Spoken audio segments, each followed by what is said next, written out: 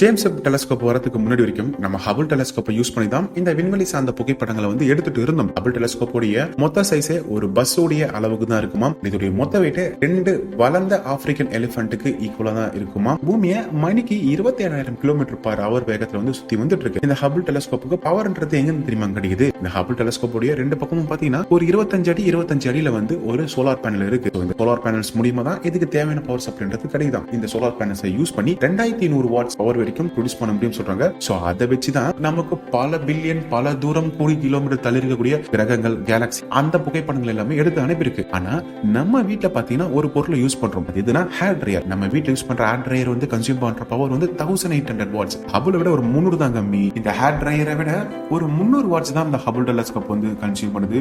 So அதை வச்சு நம்ம பல ஒளியாண்டு தள்ளி இருக்கக்கூடிய ஒரு கிரகம் இல்லைன்னா ஒரு கேலக்சியோட போட்டோவை நம்மளால எடுக்க முடியுது. சோ இதை பத்தி நீங்க என்ன நினைக்கிறீங்க சொல்லிட்டு கமெண்ட்ல சொல்லுங்க.